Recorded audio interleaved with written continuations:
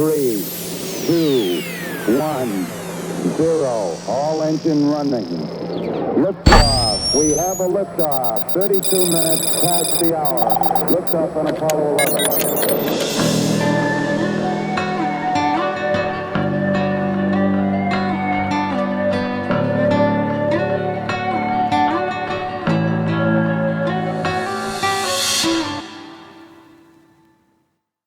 Welcome to Roots of Reality. I'm your host, Ben Baumann, and today I'm going to be talking about Phase 11, the Islamic preservation and expansion of knowledge. So before we talk about what happened in the Islamic world, first we need to set up some context. Therefore, going back about 1,500 years ago, we go to the end of the Roman Empire. At this time, the Roman Empire was constantly being attacked by Germanic people collectively known as the Goths.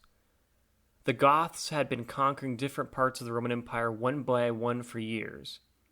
And eventually, in 476 AD, the western half of the Roman Empire, based in Rome, officially died, as the Goths finally destroyed the Roman Empire, in turn changing the world forever. Because as the Roman Empire fell apart, with it, human knowledge was lost and abandoned in Europe, and the progress towards a more developed and better life was replaced with complete chaos, where there was constant warfare, and instead of focusing on education, people were more worried about surviving and just trying to figure out life in this new chaotic world. How did this happen, though?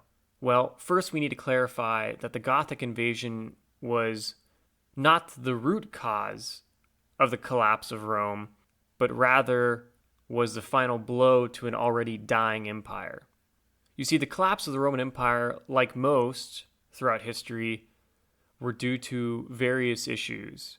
For example, poor governance, resulting in financial mistakes that greatly hurt the Roman economy, which in turn led to a weaker Roman army, which struggled to protect the huge Roman Empire, which then eventually led to more attacks on the Roman Empire, to the point where the Romans were constantly at war.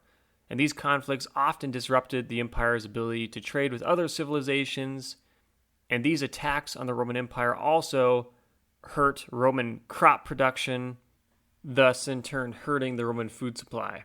And though these were significant issues for the Roman Empire, they were not the only issues going on at the time. In addition to this, the Roman Empire also suffered from overpopulation, high unemployment, and disease outbreaks as well. Thus, Roman decline was an ongoing phenomenon, and this final attack by the Goths finished off the Western Roman Empire for good. Now, pay attention to what I just said, the Western Roman Empire. The reason why I say this is that despite the collapse of what we call the Roman Empire, Rome as a whole really did not fall apart. Because though what we call as a whole the Roman Empire disappeared, the eastern part of the Roman Empire remained and would go on to become known as the Byzantine Empire.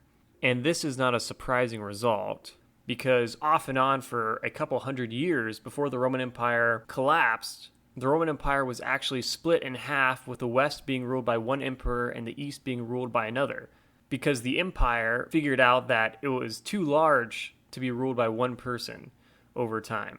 So when the West fell, the East just moved on and became known as the Byzantine Empire. This brings us to the next question, though. Why was there no replacement to the Roman Empire, especially when it comes to the preservation and growth of knowledge in Europe? Why was there no successor to Rome? For example, the Byzantine Empire still existed. Why wasn't the Byzantine Empire a successor to the Roman Empire in terms of, for example, being the source of knowledge in the world? Unfortunately, what made the Roman Empire so successful was not easy to copy. Because what made the Roman Empire work so well was its large-scale taxation and its abilities to have a well-funded army that could enforce taxation and expand its empire and human knowledge as a result. You see, the ability to do this on such a complex level and to be able to maintain it was something that the Roman government mastered. And when Rome fell, people struggled to create societies that could copy this formula effectively, due to how much chaos and disorganization existed in what was formerly the western half of the Roman Empire. Because what was once the Roman Empire broke up into various kingdoms that were too small and disorganized to recreate a Roman-like civilization, and the Byzantine Empire, though still a powerful remnant of what was once the Roman Empire was not as powerful as what the Roman Empire as a whole used to be. Therefore, they were not able to maintain that Roman tradition the way it was. And as a result, Europe fell into what was called the Dark Ages, and no longer was Europe the center of knowledge in the world. But while knowledge was lost in Europe, in Asia and the Middle East, where the Islamic world began to emerge and grow and become very powerful, it found a new home, and the Islamic world carried the torch of knowledge. And this era would become known as the Islamic Golden Age. So how did this happen? This occurred due to the powerful Islamic empires that had formed as a result of the emergence of Islam with the Prophet Muhammad. And these Islamic empires swept across Europe and Asia, conquering large areas of territory. And when they came through Europe and these areas that were influenced historically by the Greco-Roman world, they came across Greco-Roman knowledge and they embraced it and valued it and wanted to learn from it and improve on it. They did not see it as something that was foreign, useless information. Instead, they took it upon themselves to embrace the knowledge that came before them to make themselves better. But what exactly drew the Islamic world to the different fields of knowledge, like science, for example? Well, many in the Islamic world at the time felt science was actually a great way to come closer to God, also known as Allah in the Islamic world. Because as the Greco-Romans thought, by learning more about science, you are learning more about divine creation, and you're coming closer to understanding it.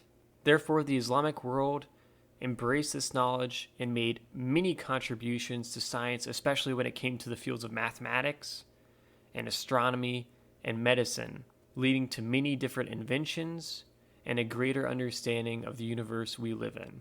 Therefore, an important takeaway when it comes to looking back at history, at all these different people and all these different civilizations from different ethnic backgrounds and religious backgrounds, is this: we are all collectively in this world together, seeking answers to the biggest questions. And these social constructions that we put ourselves in, where we say, oh, I'm from here, or I'm this, or you're that, at the end of the day, these are just social constructions. They don't represent reality.